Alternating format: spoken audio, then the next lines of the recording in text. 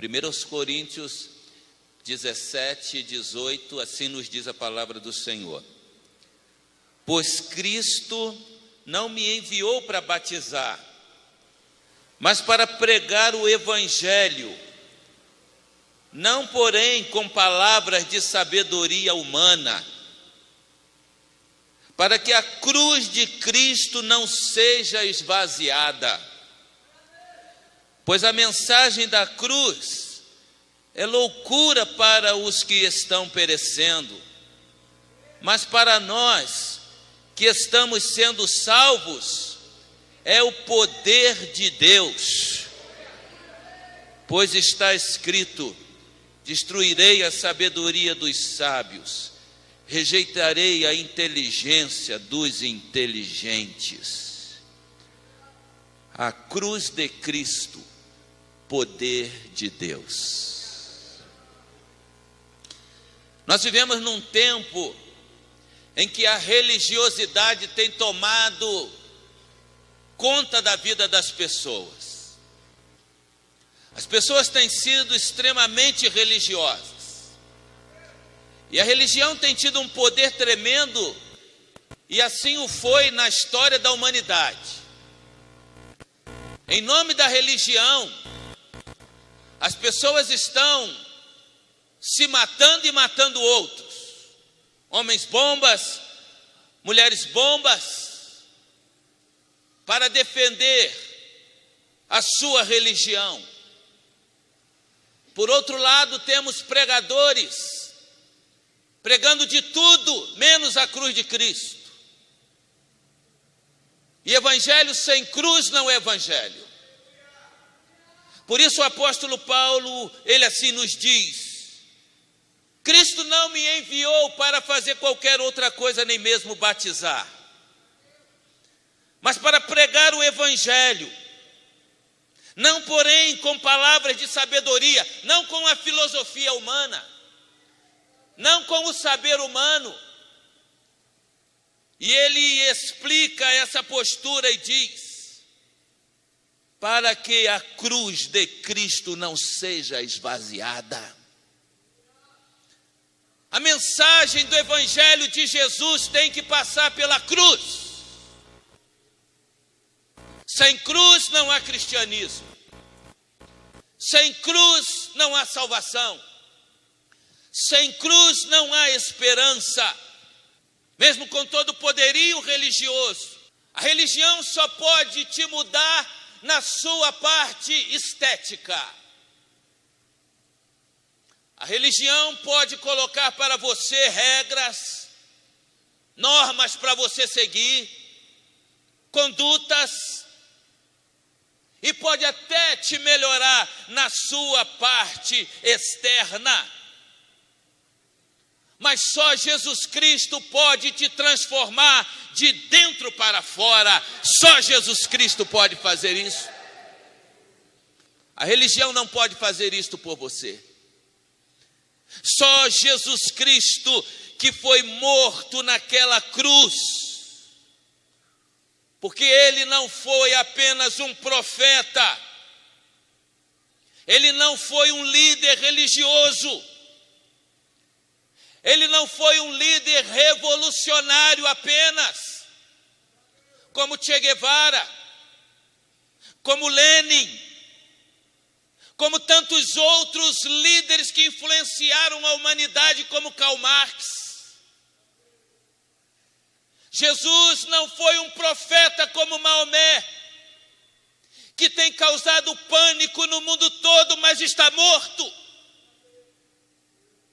O Cristo que nós servimos, o Cristo em quem depositamos a nossa fé, ele esteve morto, mas ele está vivo. É isto que nós celebramos. O Cristo que morreu, mas que reviveu, que trouxe esperança para todos aqueles que nele creem. Eu já contei inúmeras vezes uma história que eu vivi. E como é bom quando a gente conta histórias que a gente viveu.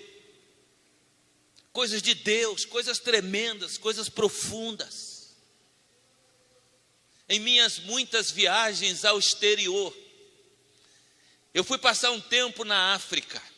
Quando eu fiz uma viagem de Moçambique para Joanesburgo, na África do Sul, naquele tempo que ali passei,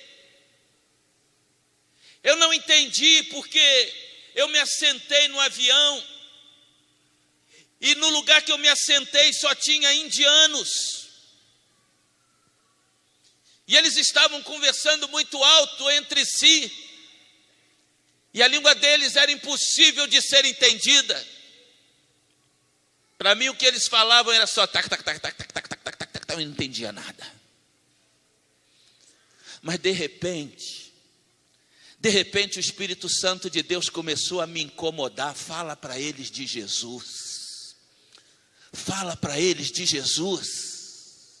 Nós vivemos num tempo em que os crentes não têm mais sentido o toque do Espírito Santo, não têm ouvido a voz do Espírito Santo, mas o Espírito Santo continua vivo, o Espírito Santo continua agindo, o Espírito Santo continua falando, porque Ele é Jesus conosco hoje. E naquele dia o Espírito Santo me incomodou tremendamente. E eu procurava me justificar com o Senhor, assentado ali: Senhor, como eu vou falar a língua deles? Senhor, eu estou muito cansado. Senhor, não tem como. E eu ensaiei, não resisti à voz do Espírito Santo. E a Bíblia diz isso: não resistais à voz do Espírito Santo de Deus. E eu não resisti naquele dia. E eu ensaiei falar com a pessoa do meu lado em inglês. E eu perguntei para ela: do you speak English? Meu inglesinho mascado, ruim. E ela falou: yes. E eu troquei algumas palavras com ela. E meus amados irmãos, em alguns poucos minutos, aquela pessoa que estava para o meu lado virou e perguntou para mim: você fala português, não fala? Ela falou em português para mim: você fala português, não fala? Pelo meu sotaque forte, ela percebeu que eu falava português. Agora eu te pergunto: como eu saberia que aquela pessoa do meu lado falava a minha língua? Você está entendendo o que o Espírito Santo é capaz de fazer? Só o Espírito Santo. Eu não sabia, mas o Espírito Santo sabia.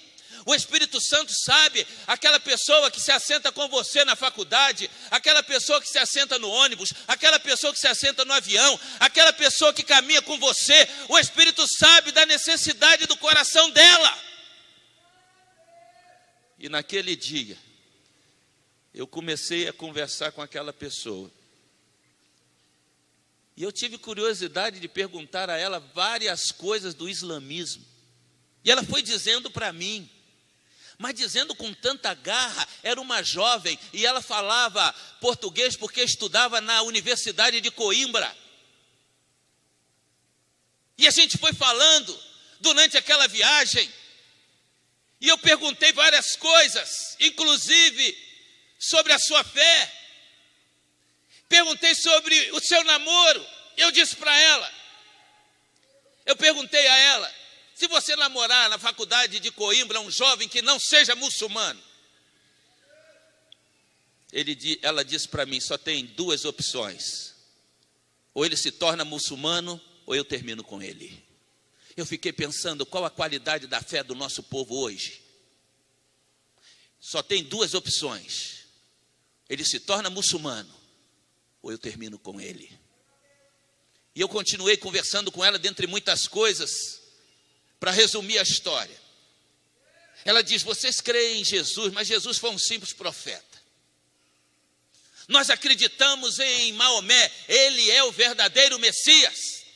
Se você for a Meca, ela disse para mim, você vai ver um túmulo enorme, um túmulo maravilhoso, um túmulo lindo.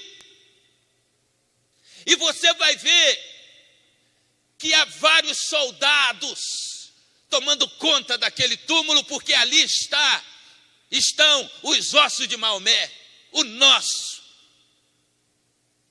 grande profeta. E eu tinha acabado de ir a Israel um ano antes.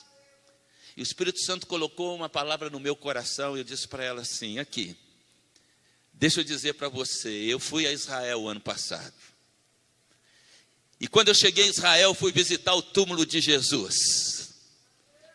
Um túmulo que está vazio, não tem ninguém na porta, porque os ossos dele não estão lá.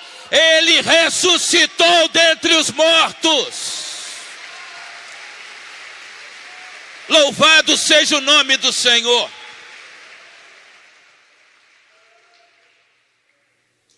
Essa é a grande diferença dos grandes profetas, dos líderes revolucionários, para o Deus que nós servimos, cujo nome é Jesus Cristo. A religião não pode fazer nada por você. Todos nós somos pecadores. Você é pecador. As pessoas têm sido dominadas pelas drogas, têm sido dominadas pela sexualidade exacerbada. As pessoas estão perdidas. A religião não pode fazer nada por você. O único poder que pode te transformar é o poder de Jesus Cristo, porque Ele venceu a morte. E é esta palavra de Paulo, o poder da cruz. O poder da cruz. Ele diz: longe esteja de mim gloriar-me, a não ser na cruz de nosso Senhor Jesus Cristo, diz Paulo. Longe esteja de mim gloriar-me, a não ser na cruz de Cristo. Jesus é a única esperança para a tua vida, meu amado. Jesus é a única esperança para a humanidade. Os seus pecados te levam à perdição eterna. Os seus pecados te levam à destruição. Mas Cristo foi crucificado por causa dos seus pecados. E às vezes nós ficamos nos perguntando: por que Jesus, o Salvador da humanidade, nasceu em uma manjedoura, morreu numa cruz? Porque esta era a sua situação. Sem Jesus você teria que pagar o preço de morte. Deus então tomou a sua morte. E Deus se fez homem na pessoa de Jesus. E Ele tomou aquela cruz em seu lugar. Alguém tinha que pagar o preço dos seus pecados. E o próprio Deus se fez homem para morrer em seu lugar, morrer a tua morte, para que você pudesse experimentar vida e vida para sempre. Jesus disse diante do túmulo de Lázaro, a Marta e Maria que choravam: aquele que crê em mim, ainda que esteja morto, viverá. Para quem tem Jesus não existe morte. Aquele que crê em Jesus Cristo como Senhor e Salvador experimentará vida e vida para sempre. O preço da sua morte já foi pago naquela cruz. Pelo sangue precioso de Jesus Cristo, o único justo que já passou na face da terra. Nasceu em uma manjedoura. Foi rejeitado pelos homens. Morreu uma morte de cruz. E alguns comentaristas dizem, explicando o texto de Efésios 4:9, que diz que aquele que subiu é o mesmo que desceu às profundezas da terra.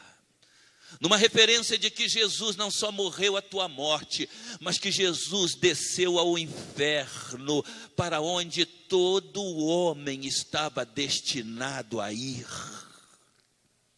E durante o tempo da sua morte, ele experimentou descer até o inferno, para que todo aquele que nele crê não pereça, mas tenha vida eterna. Jesus tomou o teu castigo, Jesus tomou a tua morte, Jesus tomou o inferno que estava preparado para você.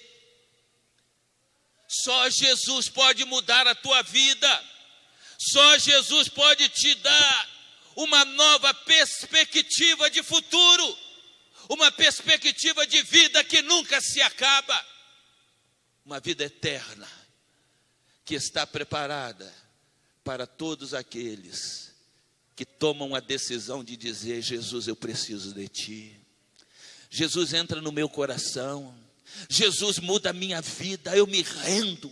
A gente canta aqui, mas não pode só cantar. Eu me rendo aos teus pés. Você precisa se entregar e fazer uma aliança verdadeira com Jesus, se ainda não o fez. Tanto você que me ouve aqui, quanto aqueles que me ouvem através dos meios de comunicação, que esta mensagem possa atingir os seus corações e que este dia seja um dia de festa na terra, um dia de festa no céu, porque quando alguém se reconhece pecador e entrega a sua vida a Jesus, até os anjos fazem festa no céu, porque há alegria no céu por um pecador que se rende a Jesus. Que nesta hora, esta palavra possa penetrar o seu coração. E enquanto a orquestra vai estar apresentando uma música de adoração ao Senhor, tome uma decisão de seguir a Jesus Cristo de todo o seu coração, porque só a cruz de Cristo tem o poder de te livrar da maldição eterna que está reservada para todos aqueles que rejeitam a Jesus. E eu convido você agora a abrir a palavra de Deus no livro de Abacuque. Vê se você encontra aí na sua Bíblia, Abacuque com H. Abacuque é conhecido como um dos profetas menores. Profeta menor, já disse aqui, ou profeta maior, não é pela importância da mensagem, mas pelo tamanho do livro, pelo tamanho da revelação recebida. E o livro de Abacuque, como o livro de Joel e outros, são livros menores, não é, do que Isaías, Jeremias, Ezequiel. Então, no livro de Abacuque, no capítulo 3, o texto da palavra de Deus revela uma situação em que a nação estava vivenciando. Total afastamento de Deus. Um povo religioso, um povo conhecedor da palavra de Deus, da Torá, da lei de Deus, mas um povo que havia se afastado de Deus. Portanto, não é suficiente você conhecer a palavra de Deus. Até porque recentemente saiu uma pesquisa sobre quem conhece mais a palavra de Deus. Os cristãos ou os ateus? E pasmem, a pesquisa deu conta que quem conhece mais a Bíblia são os ateus. Com base em perguntas bíblicas feitas às pessoas que foram pesquisadas. Isto mostra que não é suficiente conhecer a palavra. Até porque Satanás conhece a palavra. Ele a menciona de cor. E a grande preocupação que como pastor eu tenho é que não é suficiente os crentes conhecerem a palavra. Nós precisamos, mais do que conhecer, praticar a palavra de Deus. Nós temos que colocar em prática. Porque de nada adianta conhecer a palavra e não praticá-la. Muita gente que se perde nesta vida conhece a palavra, mas se perderam, se distanciaram de Deus. E por esta razão, muitos cristãos nos dias de hoje, que são profundos conhecedores da Bíblia, têm se tornado homens e mulheres carnais, vivendo longe de Deus, não cumprindo os ensinamentos de Jesus. E isto é lastimável. Mas esta situação que se repete hoje, estava acontecendo na nação de Israel. E o profeta Abacuque, que viveu no 6º século antes de Cristo, ele experimentou a dor como alguém temente a Deus, alguém com quem Deus falou. Ele experimentou a dor de ver a sua nação distante do Senhor. E mais do que isso, quando toma conhecimento de que aquela nação seria invadida pela Babilônia e que seria castigada como escravizada que seria pela Babilônia. Todo pecado tem consequência. Todo afastamento de Deus tem punição. E muita gente às vezes não entende por que tem atravessado tantas lutas, tantas dificuldades.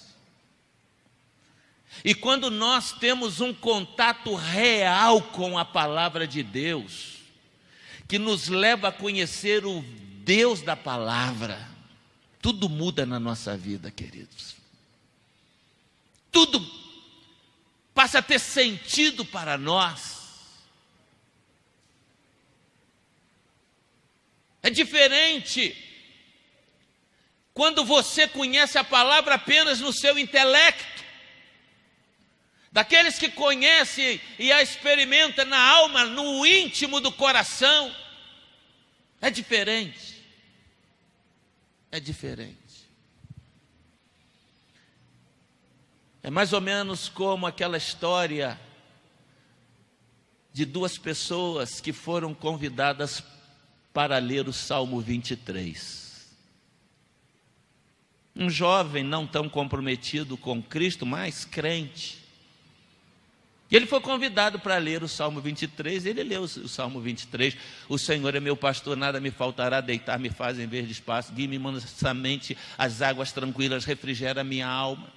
Guie-me pela vereda da justiça, por amor do seu nome, ainda que eu andasse pelo vale da sombra da morte, não temeria mal algum, porque tu estás comigo, a tua vara e o teu cajado me consolam. E depois a segunda pessoa, todos ouviram aquela leitura e nada aconteceu, mas depois chamaram a segunda pessoa, um ancião, crente, fiel, maduro, e ele começou a ler o Salmo 23, e as pessoas começaram a chorar. O Senhor é o meu pastor, nada me faltará, deitar-me faz andar em campos verdejantes. E ele foi lendo, e as pessoas foram se derramando em lágrimas. É diferente quando você faz pelo intelecto, quando você faz pela alma, pelo Espírito. Nós precisamos ir além do que conhecer a palavra. Nós precisamos experimentar o Deus da palavra em nossas vidas, que muda a nossa realidade, muda nosso modo de ser. E Abacuque estava vivendo num tempo de esterilidade. Esterilidade. As pessoas não tinham mais compromisso com Deus. Era a nação de Deus, mas não tinha mais compromisso com Deus. Seria como hoje a igreja de Cristo, com tantas pessoas que não têm compromisso com Cristo. Mas Abacuque, ele, nas suas revelações e profecias, no capítulo 3, o texto sagrado principia dizendo: oração do profeta Abacuque, oração do profeta Abacuque. Eu ouvi, Senhor, a tua palavra e temi. Será que ele não tinha ouvido até então a palavra de Deus? Com certeza que sim. Mas naquele dia foi diferente, ele ouviu como nunca ele tinha ouvido. Naquele dia foi Deus que falou com ele. Naquele dia algo aconteceu na sua vida. Eu ouvi, Senhor, a tua palavra, e eu tremi e temi. Porque quando ele ouve a palavra do Senhor, Deus mostra para ele o que iria acontecer àquela nação. E ele teme, porque apesar das suas profecias, o povo continuava se distanciando de Deus. Eu temi, Senhor. Meus amados, a Bíblia nos mostra com clareza que o tempo que nós estamos vivendo é tempo do fim. Daí tanto desvio da palavra do Senhor, tanto esfriamento na fé. E a consequência de tudo isto são males intermináveis. Abacuque via a Babilônia invadindo Israel e trazendo tantos males. E ele diz: eu temi, Senhor, diante da tua voz. Eu temi diante da tua palavra. E a petição dele foi a mesma petição que nós precisamos fazer hoje. Aviva, ó Senhor, a tua obra no meio dos anos. Senhor, aviva a tua obra. Desperta o teu povo. Traga um renovo espiritual sobre os teus filhos. Aviva, ó Senhor, a tua obra no meio dos anos. Não é num momento, não é num estalo, é no dia a dia, anos após anos. Senhor, aviva a tua obra no meio dos anos. No meio dos anos, notifica na ira, lembra-te da misericórdia. Ele via que a ira do Senhor ia ser forte, terrível. Tem misericórdia de nós, Senhor. Deus havia vindo até o profeta Abacuque.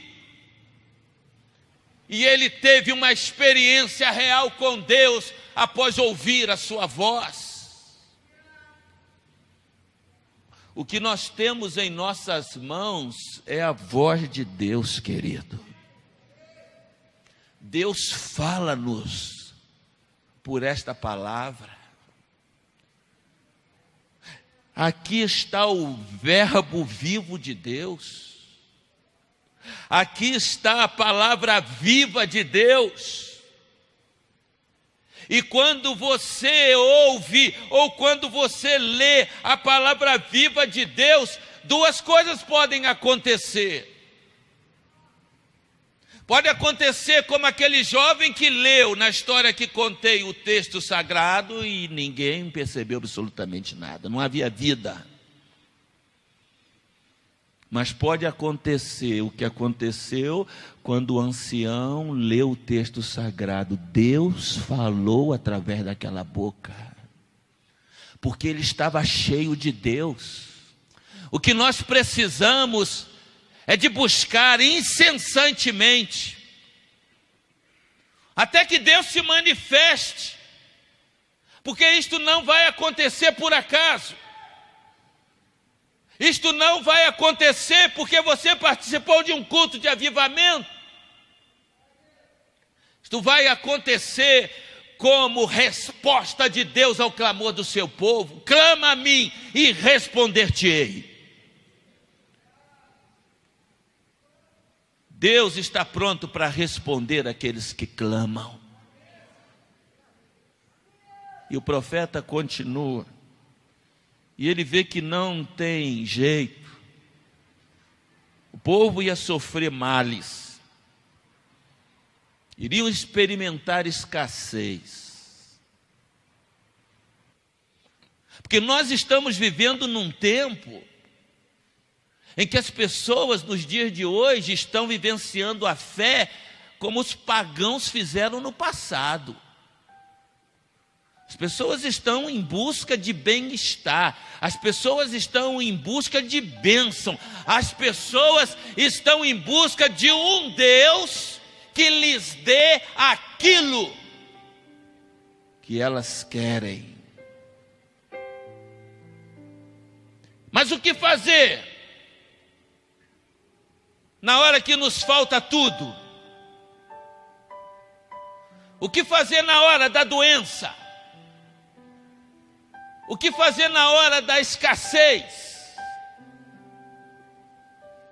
Quando você não tem dinheiro para pagar suas contas, para comprar o alimento.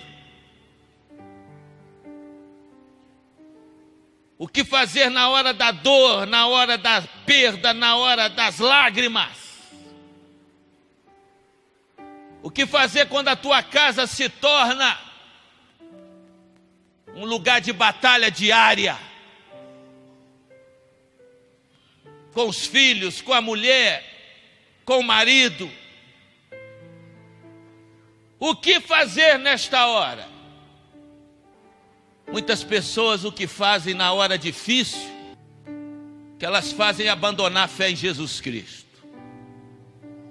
Porque o Deus que está na cabeça delas é um Deus pagão, não é Jeová o nosso Deus.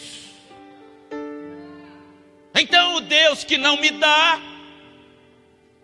o Deus que não me livra, o Deus que não me cura, é um Deus fraco. E eu não quero esse Deus. Geralmente é desta maneira que os cristãos agem. Se ele fizer, ele é Deus. Se ele não fizer, ele é Deus. Se ele abrir uma porta, ele é Deus. Se ele fechar a porta, ele é Deus. Só homens e mulheres cheios do Espírito Santo de Deus vivem isto. Vivem isto. E o profeta Abacuque, ele percebeu tudo isto, vindo sobre a nação, vindo a sua própria vida, sobre a sua própria vida. Ele pede a Deus um avivamento, para que o povo acordasse, para que o povo percebesse que estava se distanciando de Deus. Querido, talvez seja isso que te falte.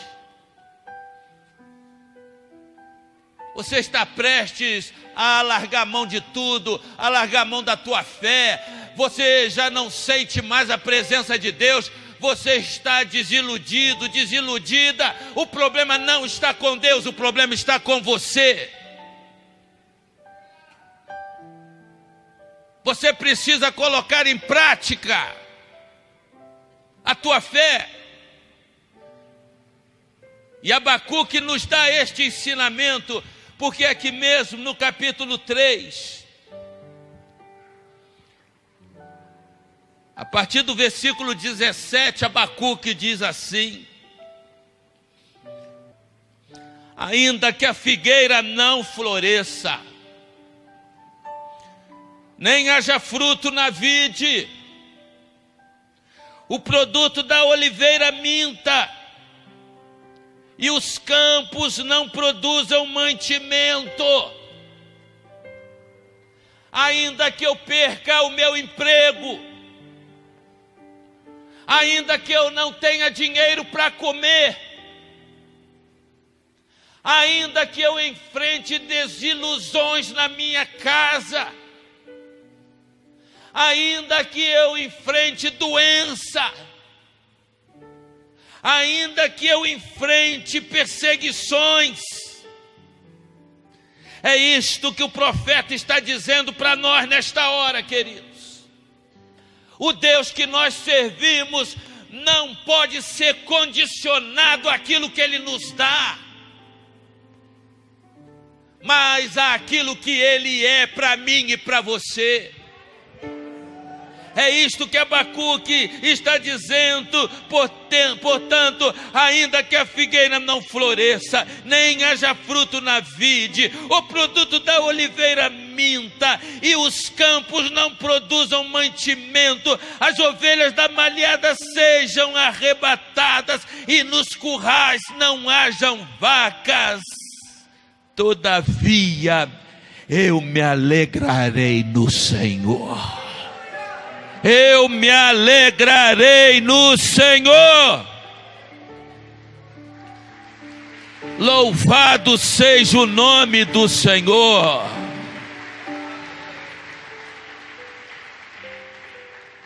Todavia eu me alegrarei no Senhor.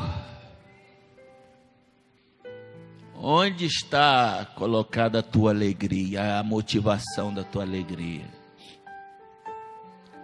O que é que te traz prazer? O que é que te traz alegria? Abacuque diz: pode faltar tudo. Pode faltar tudo. Pode não ter carne para comer. Pode não ter leite para beber. Pode não ter dinheiro para andar de ônibus. Vou ter que andar a pé. Mas o diabo não vai roubar minha alegria, porque a minha alegria vem do Senhor. A alegria do Senhor é a nossa força. Nada vai roubar a alegria dos filhos de Deus. Nada, nada, nada. Todavia eu me alegrarei no Senhor e exultarei no Deus da minha salvação. Ele é meu Deus não pelo que Ele me dá. Ele é o meu Deus porque Ele me salvou das garras de Satanás. É uma palavra profética. Porque ele está vivendo mais de 600 anos antes de Cristo. Mas ele diz: o Cristo virá. O Cristo virá desta nação que está cambaleando. E Ele é, eu posso ver profeticamente, Ele é o Deus da minha salvação. Ele vai pagar o preço da minha, da tua, da nossa salvação. Não tenho motivo para não me alegrar no Senhor. Talvez você que está me ouvindo, querido, tem perdido a alegria, tem perdido o prazer, porque as circunstâncias têm tirado de você a perspectiva, as razões para você se alegrar, principalmente no contexto de um país que nós vivemos. Tanto engano, tanta roubalheira, tantas portas se fechando, tanto desemprego, tantas pestes, enfermidades. Mas você não pode perder a alegria, porque a tua alegria vem do Senhor. O que te sustenta é o Senhor. E você não pode perder a motivação de servir a Deus. O grande problema é que às vezes os próprios cristãos deduzem o seguinte: se você não está experimentando prosperidade, se você não está experimentando cura, milagres, Deus está com raiva de você, Deus está bronqueado contigo. Deus está te dando umas boas lambadas. Essas pessoas se esquecem que os problemas, as crises são oportunidades que Deus nos dá. Oportunidade de demonstrar a nossa fé. Oportunidade de demonstrar a nossa confiança nele. Oportunidade de demonstrar que não são as circunstâncias que nos fazem seguir a Jesus, mas nós o seguimos porque Ele é o nosso Senhor e Ele padeceu todas essas coisas por nós. Deus não é contra você. Deus não está invocado com você. Deus não está te punindo.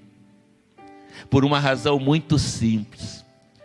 Porque o apóstolo Paulo, no capítulo 8, a partir do verso 31, ele diz: Deus não é contra você, Deus é por você.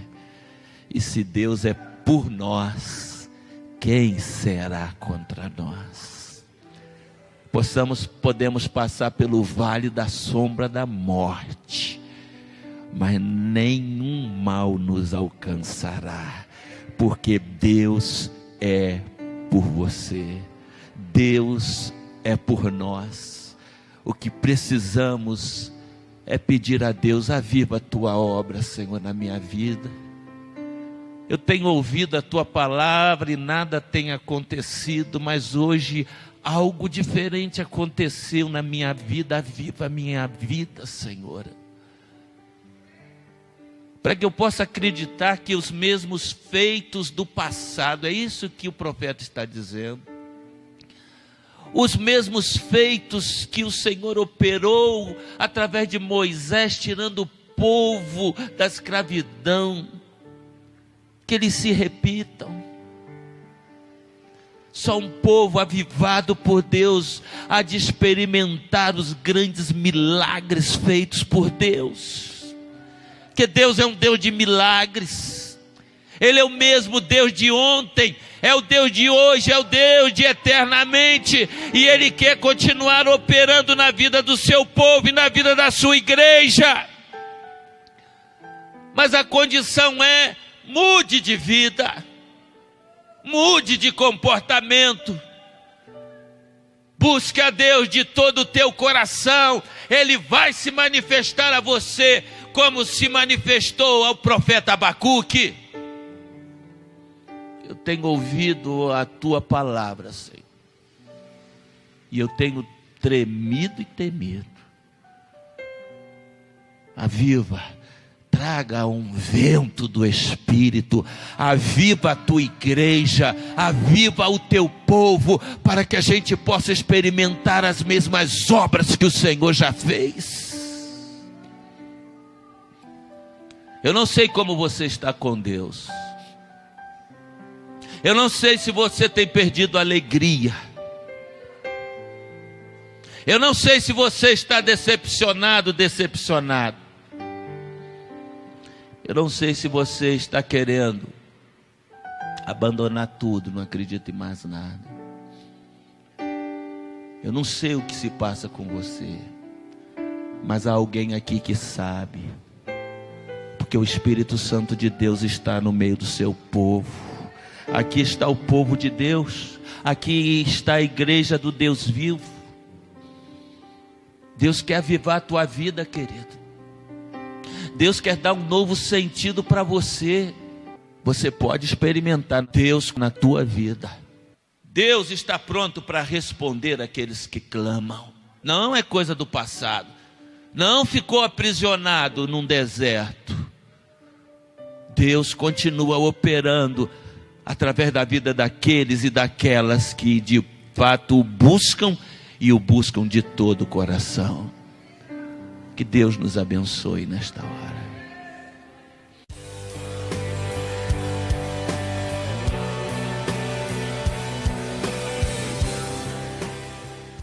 O fim está próximo. Nós temos dito que muitos talvez não estejam interessados em ouvir sobre este tema.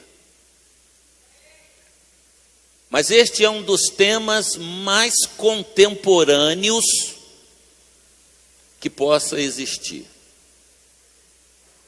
E confesso que nós, pregadores dele, nos abdicamos por muito tempo. Os últimos dias.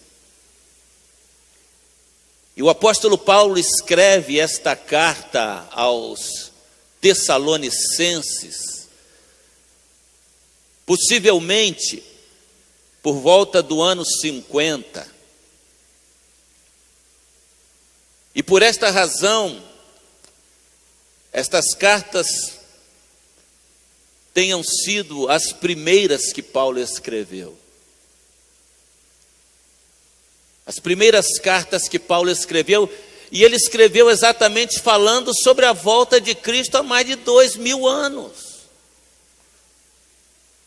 Orientando aqueles cristãos primitivos que estavam atordoados quanto a este assunto. Diferentemente dos dias de hoje, em que as pessoas não estão muito interessadas neste assunto, mas este é também um sinal de que nós estamos mais perto do que nunca, e a igreja precisa estar preparada. Uma igreja preparada será uma igreja avivada. Uma igreja preparada será uma igreja missionária. Uma igreja preparada será uma igreja evangelizadora. Porque se os cristãos de Tessalônica estavam entendendo que Jesus breve viria, e alguns acreditavam até que ele já havia vindo, o que é que eles estavam fazendo?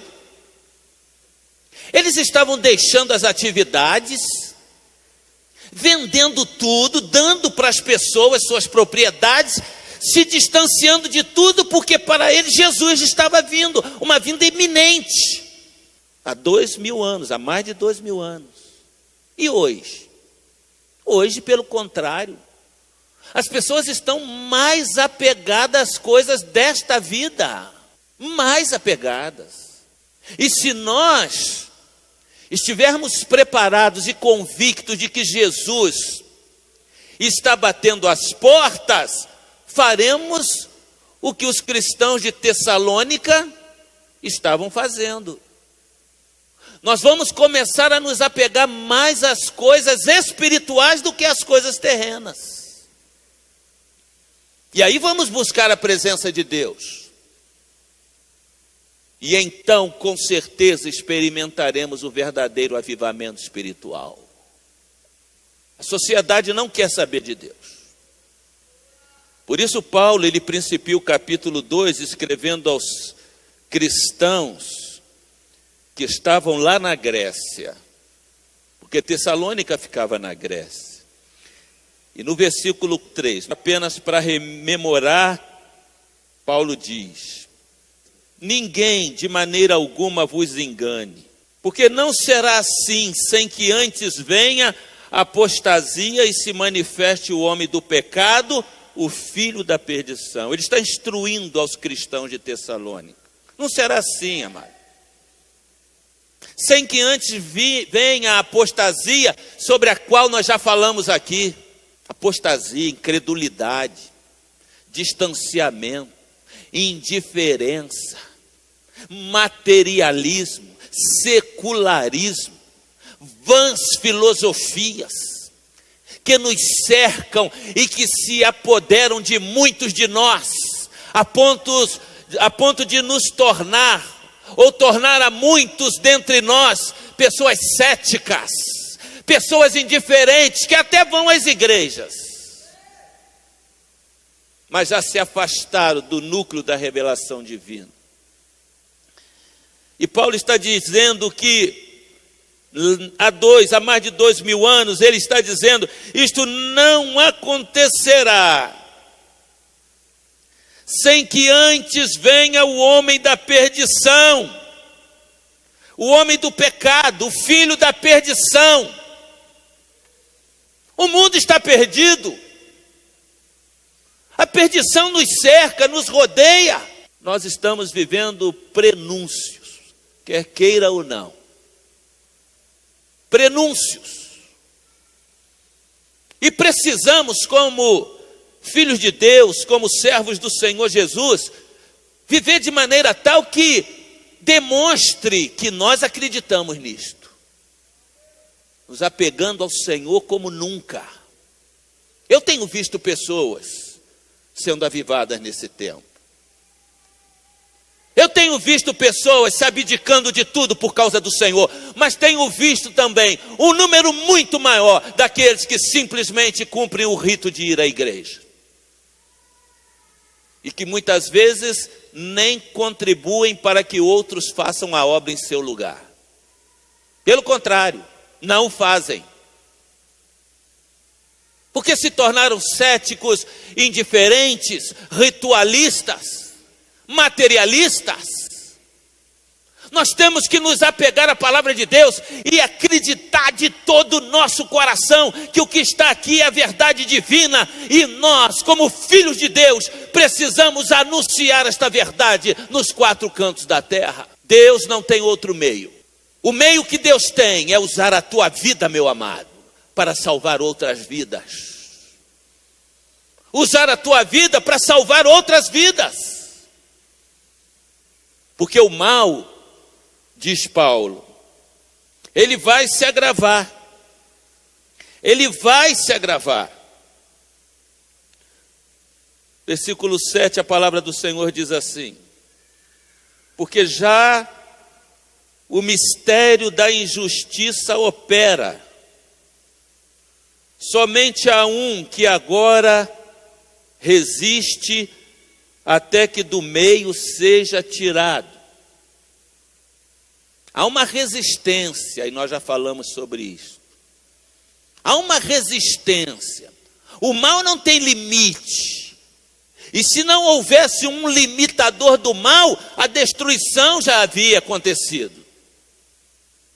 E este alguém que o resiste é a pessoa do Espírito Santo de Deus, que atua através da igreja, atua através da tua vida, atua através da pregação do Evangelho. Por isso o mal é detido. O mal é detido pelo teu comprometimento com Jesus, amado. E nós precisamos ser pessoas mais comprometidas. Mas haverá um momento, e esse momento, a Bíblia diz que é o momento que Deus, na sua presciência, inclusive já estabeleceu, em que o mal, figurado em algum personagem, há de ser implementado, e a desgraça será total. Porque ele diz no versículo 8 assim: então será revelado o iníquo, a quem o Senhor destruirá pelo assopro da sua boca, e aniquilará pelo esplendor da sua vinda.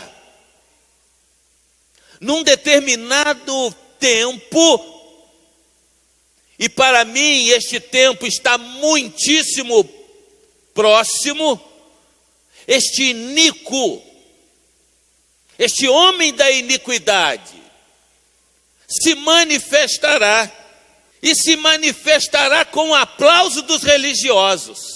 Não só o aplauso da sociedade, mas o aplauso dos religiosos que se distanciaram de Deus. Porque esse iníquo virá com o poder político e o poder religioso. E é por esta razão que nós temos visto a proliferação da religiosidade, que na verdade não tem nada a ver com Deus.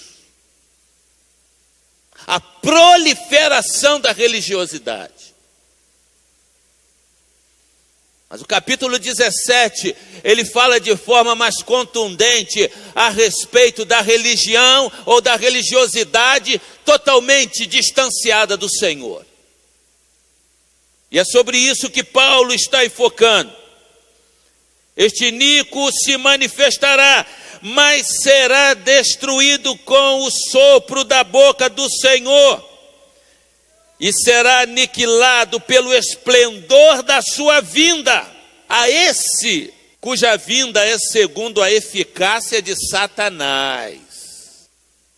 esse iníquo, esse homem da perdição, virá com todo o poder satânico.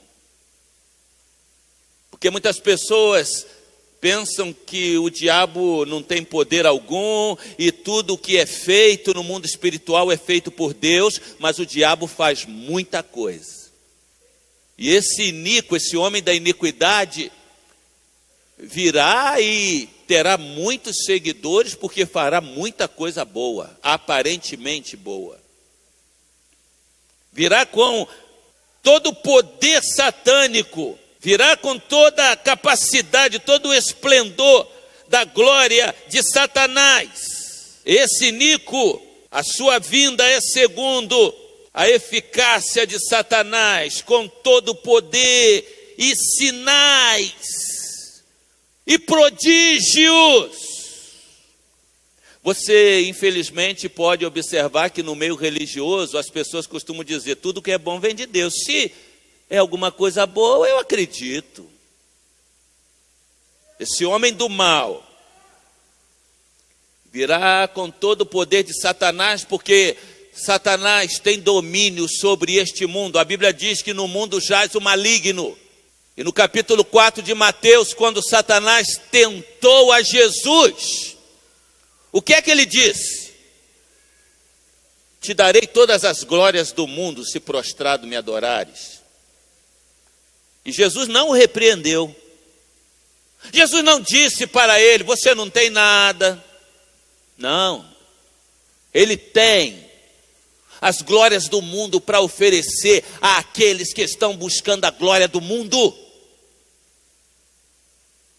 O que mais as pessoas querem é viver aqui, é ter poder aqui, é ter posses aqui, é serem reconhecidas aqui.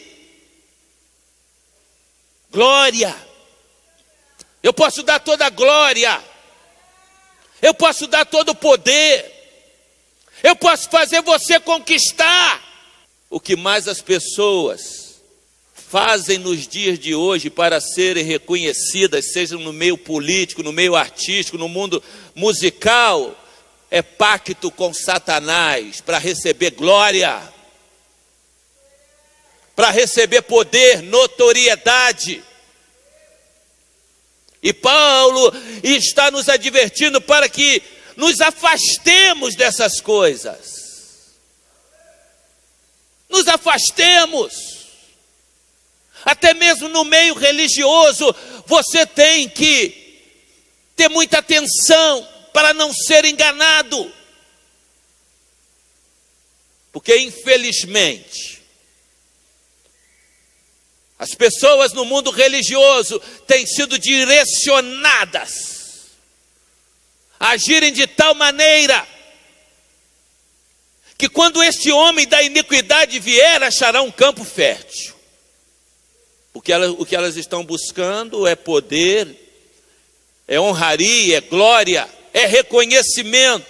E Paulo diz: a esse cuja vinda é segundo a eficácia de Satanás, com todo o poder e sinais e prodígios de mentira.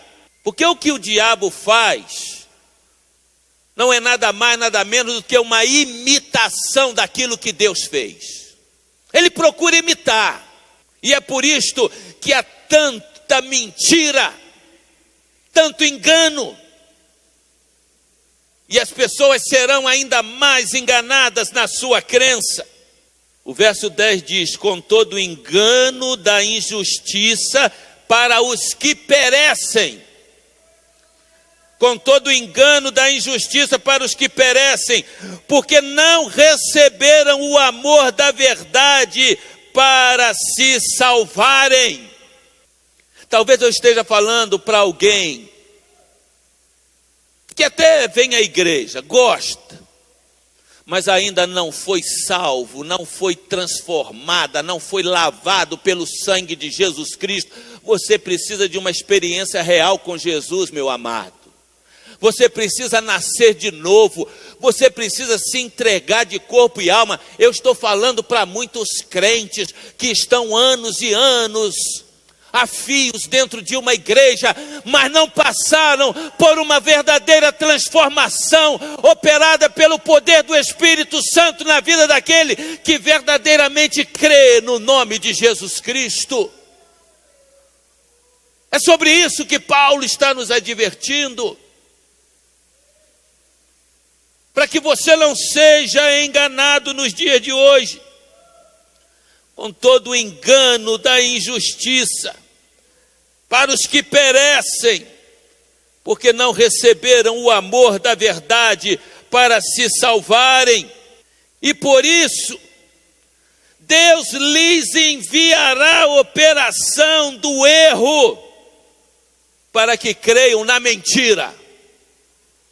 Deus lhes enviará a operação do erro, para que creiam na mentira. Você deve ter acompanhado os noticiários que deram conta de uma mulher que tem o temor de Deus nos Estados Unidos. E aquela mulher foi presa, porque ela se negou a realizar a cerimônia de casamento de pessoas do mesmo sexo. Ela não se dobrou diante da lei americana. Os noticiários do mundo todo abominaram a atitude daquela mulher. Nem ela, nem seu filho. O apóstolo Paulo está dizendo que Deus enviará a operação do erro para que creiam na mentira. Mentiras que estão se tornando verdade nos dias de hoje. Os governos apoiam porque dá popularidade. As redes de televisão, rádio, a imprensa de uma forma geral. Mas nós, como filhos de Deus. E eu ouvi uma frase de um homem de Deus. Em meio a toda aquela polêmica, ele diz: Deus ainda vai levantar a sua igreja nesse tempo. Isso é avivamento, querido. Nesse tempo de corrupção, neste tempo de ateísmo, neste tempo de promiscuidade, há um povo e Deus tem esse povo escolhido. Deus tem um povo escolhido. O mal tem se levantado. E o versículo 12 diz: para que sejam julgados todos os que não creram na verdade, antes tiveram prazer na iniquidade. Esse homem do pecado, este homem do mal, ele é retratado também, como nós já falamos inúmeras vezes, em Daniel no capítulo 7, no versículo 25, quando a palavra de Deus nos diz assim: este homem do mal proferirá palavras contra o Altíssimo e destruirá os santos do Altíssimo, e cuidará em mudar os tempos e as leis, e eles serão entregues nas suas mãos por um tempo e tempos e metade de um tempo. Haverá um tempo, diz Daniel. E aí eu vou ao capítulo 13 de Apocalipse, quando João o apóstolo confirma essas palavras e diz, versículo 5 do capítulo 13 de Apocalipse: e foi-lhe dada uma boca para proferir grandes coisas e blasfêmias. Grandes coisas significa coisas que vão agradar as pessoas, coisas eloquentes, poderosas. E foi-lhe dada uma boca para proferir grandes coisas e blasfêmias. E deu-se-lhe poder para continuar por 42 meses, o mesmo tempo referido em Daniel. Versículo 6. E abriu a sua boca em blasfêmias contra Deus, para blasfemar do seu nome e do seu tabernáculo e dos que habitam no céu. Esse homem da iniquidade, que virá com o poder de Satanás para seduzir. Jovem, meu irmão, minha irmã, nós estamos vivendo o prenúncio deste tempo, como Paulo afirma aqui mesmo neste capítulo, que muitos anticristos já têm se levantado através da história, mas haverá o ápice, e nós estamos chegando a esse tempo. Mas eu termino com o versículo 13 de 2 Tessalonicenses, capítulo 2. Há uma promessa para você aqui, querido. Há uma promessa para nós. Mas devemos sempre dar graças a Deus por vós, irmãos, amados do Senhor, por vos ter Deus elegido desde o princípio para a salvação. Desde o princípio dos séculos, meus amados. Deus olhou para você através de Jesus Cristo, porque esta eleição, diferentemente do que alguns pensam, não significa que Deus escolheu alguns para perdição e outros para salvação, não. Que Deus escolheu, mas Ele escolhe na pessoa de Jesus Cristo.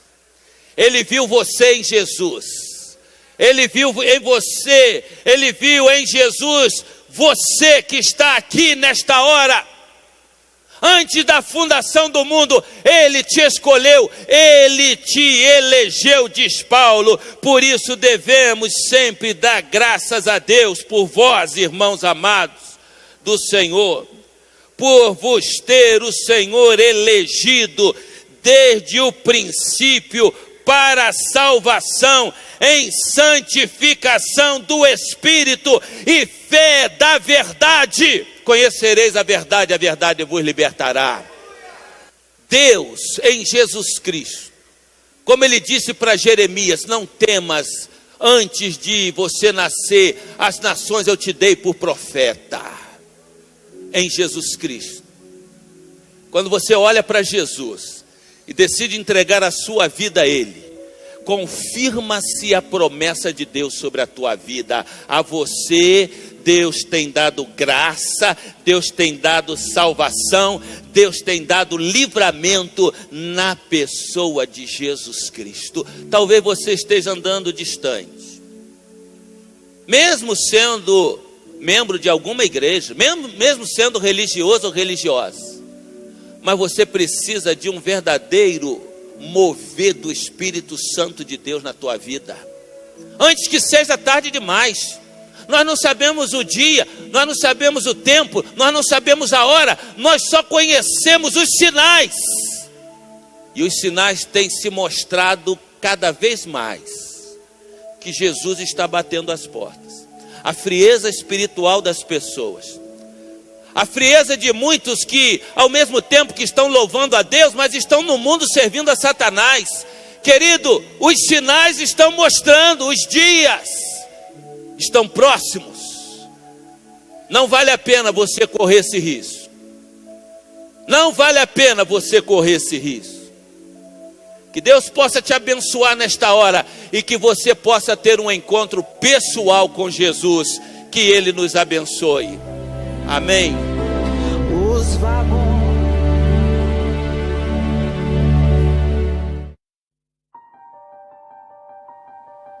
Primeiro Ele vai dizer aqui: entrai pela porta estreita. Primeira coisa que nós precisamos aprender: muitas pessoas se fiam apenas em uma parte da verdade. Isso é um grande problema. Se você tem meio evangelho, você não tem o evangelho. Se você tem meia teologia, você não tem a teologia. E aqui ensina duas verdades que nós esquecemos. A primeira verdade que ele ensina é da porta. Existe uma porta estreita, a porta que leva alguém à salvação. Ele está dizendo aqui do caminho da salvação. Ele diz que para ser salvo existe uma porta, um meio, e todos nós acreditamos que para o homem ser salvo existe uma só porta, e é Cristo Jesus. Só um mediador entre Deus e os homens, Cristo Jesus. Atos 4:12, em nenhum outro há salvação debaixo da terra, a qual devemos ser salvos, o que é Cristo Jesus. Então exclui todos os deuses e santos e todo o paganismo. E ele vai dizer: eu sou a porta das ovelhas. Aquele que entrar por mim, entrará e sairá e achará pastagem. Nós concordamos. O que essa porta também mostra aqui? A doutrina da justificação pela fé somente, e não pelas obras da lei, não pela liturgia, não pelo batismo, não pela língua estranha, os dons carismáticos, não, porque você creu na suficiência do sacrifício, porque você creu nos méritos de Cristo naquela cruz, porque você se arrependeu das suas obras. É assim que um pecador é justificado. Isso é a porta. Só que se eu aprender só essa verdade, ela não é suficiente. Isso significa a porta estreita. Agora eu tenho que aprender a segunda verdade. Estreita é a porta, e apertado ou estreito também é o caminho. O que está acontecendo? Muita gente está dizendo ter passado pela porta estreita, mas está andando num caminho largo. Muita gente diz ter sido salva, ter sido convertida, ter sido justificada, porque passou pela porta a fé e o arrependimento, mas a evidência que alguém passou pela porta estreita, é que essa pessoa está agora andando pelo caminho estreito. Jesus então está ensinando aqui, está ensinando a segurança da salvação, e a certeza da salvação, o caminho estreito. Então um caminho se chama, a porta se chama justificação, o caminho se chama santificação. A evidência que alguém foi justificado, é que esse alguém está sendo santificado. Agora o que está acontecendo? Muitas pessoas estão se dizendo salvas, muitas pessoas estão dizendo convertidas, muitas pessoas estão dizendo que nasceram de novo, que fazem parte da família dos céus, por ter passado a porta, mas não estão andando o caminho estreito. Se não estão andando o caminho estreito, a teologia não pode errar, elas nunca passaram pela porta estreita, nunca foram salvos. Qual que é a confiança que elas têm? A porta. O que é a porta? A profissão de fé, a confissão de fé, batismo, a porta, participar da ceia, a porta, a eleição, a porta, as obras, a porta, os carismáticos pentecostais, os dons, a porta. A porta significa ser regenerado. 2 Coríntios 5,17, o que está em Cristo, que diz que é salvo, justificado, nova criatura é, as coisas velhas já passaram, e eis que tudo se fez novo. Ele foi transformado pelo sobrenatural. Ele não agregou um conjunto de normas e regras, ele não mudou apenas o seu estereótipo, ele não passou a frequentar um culto litúrgico, ele era um osso seco, Ezequiel 37, perdido em seus delitos e pecados, filho da ira por natureza, corrupto em Adão. Quando ele foi confrontado com o Evangelho, o Espírito Santo acometeu aquele coração e o transformou uma nova criatura, e este nasce de novo, evidenciando a salvação. Eu passo pela porta, sou justificado, automaticamente sou regenerado por passar pela porta. E a evidência da justificação e a regeneração é a santificação. E meu irmão, então, uma confissão de fé: Senhor, Senhor, nem todo aquele que me diz Senhor, Senhor, entrará no reino dos céus. A confissão de fé não significa nada, porque muitos vão confessá-lo, Senhor, Senhor. É só uma obra sobrenatural, é uma obra que o pregador não pode manipular, que a igreja não pode fazer, que a piscina não pode dar, que o batismo não dá, que a liturgia não dá. Só o Espírito Santo, mediante a exposição do Evangelho, pode transformar um pecador. Assim, toda árvore boa produz bons frutos, porém a árvore má produz maus frutos. Não pode a árvore boa produzir frutos maus, nem a árvore má produzir frutos bons. Até aí. Sabe qual que é a evidência? Os frutos, as obras. Pastor, você acabou de falar que a justificação é pela fé, agora você está ensinando que ela é pelas obras? Não. Lutero teve essa confusão com a carta de Tiago e a chamou de carta de palha. Não, a salvação é apenas pela fé e pela graça, mas a evidência que eu creio, fé, são as obras e os frutos que eu dou. Eu não posso dizer que creio e não dar fruto. Eu não posso dizer que creio e dar frutos maus. A evidência da justificação, santificação, obras, mostra a sua fé sem obras, que eu com as minhas obras mostrarei minha fé. Obras, salvação, conversão, regeneração é uma mudança total de caráter, uma mudança da vontade, uma mudança do relacionamento com Deus, uma mudança do relacionamento com o mundo, uma mudança do relacionamento com os homens.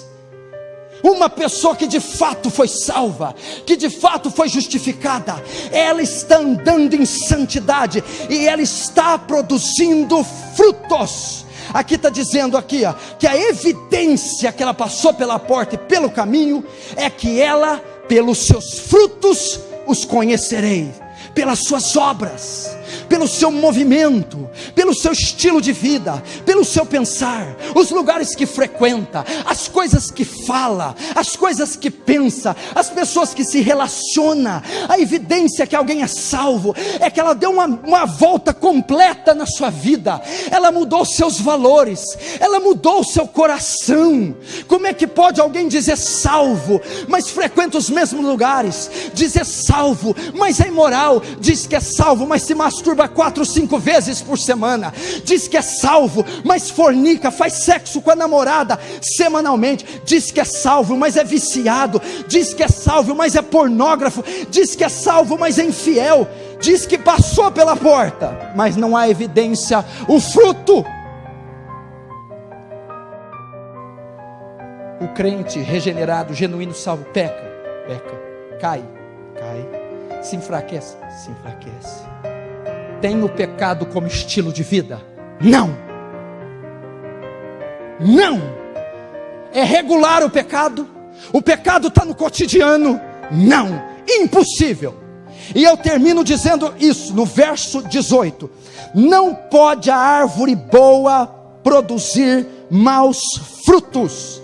O que Jesus está dizendo? É impossível um nascido de novo, é impossível alguém que foi salvo, justificado, é impossível produzir maus frutos, viver uma vida ímpia, é impossível viver a prática do pecado, é impossível. Ele está dizendo, não pode a árvore má dar bons frutos, e nem a boa dar maus frutos. Ele está dizendo, se uma pessoa for de fato justificada, é impossível ela não ser santificada, é impossível ela não ser regenerada, é impossível ela viver uma vida ímpia. 19.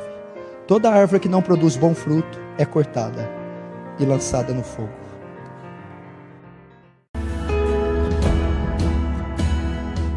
Primeiros Coríntios 17, 18, assim nos diz a palavra do Senhor: pois Cristo não me enviou para batizar, mas para pregar o Evangelho, não porém com palavras de sabedoria humana,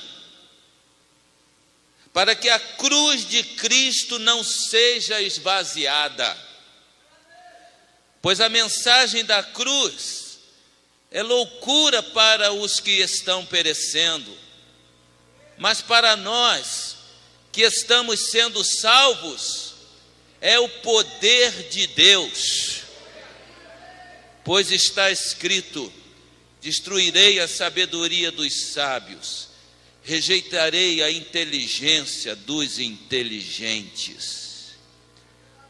A cruz de Cristo, poder de Deus. Nós vivemos num tempo em que a religiosidade tem tomado